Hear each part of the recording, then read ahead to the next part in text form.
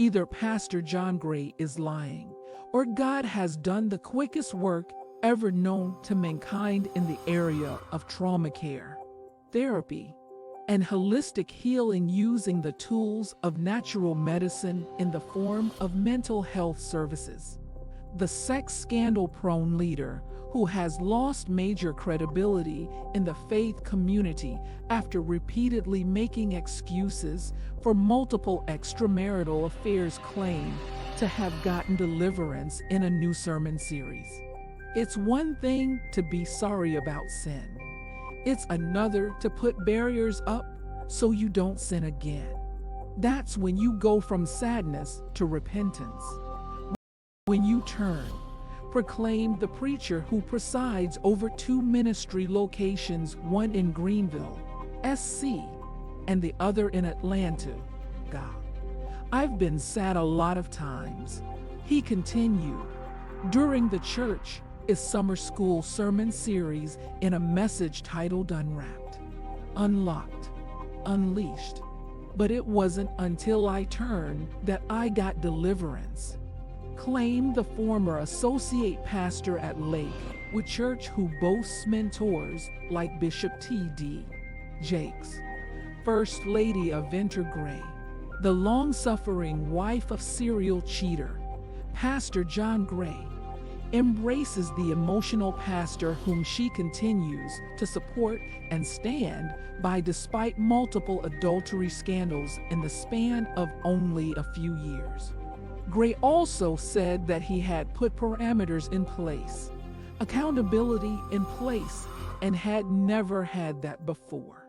But now, he added, I'm unwrapped, I'm unlocked, and I'm unleashed. All that would be well and good if 3 weeks ago, ahead of the unleashing of a news story that Gray had allegedly engaged in online sex acts with an adult entertainer he had not taken to social media to trauma dump and tell all his followers, I am not okay. By his own admission, the I Am number 8 author had been having suicidal ideations, including detailed thoughts on how to take his own life. Additionally, Gray said he was constantly sinning and battling ongoing shame and trauma tied to the sexual abuse he suffered as a young child. He even shared an ever before publicly revealed, emasculating memory of a man once urinating in his mouth. With a somber look in the online stream, Gray, who has long been known to have a way with words, which has arguably led to his success as a sought-after charismatic speaker, told his audience, the truth is, I have not been well, and I've kicked the can down the road over and over again. But some months ago, I began to re-engage in the process of healing and truth-telling about my own soul.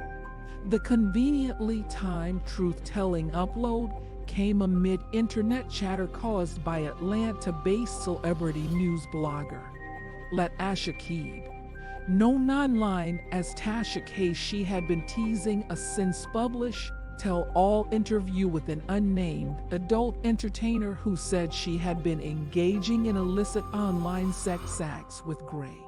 As the social media rumblings grew louder, the former star of the own doxeries, the Book of John Gray, was suddenly in the confessing mood.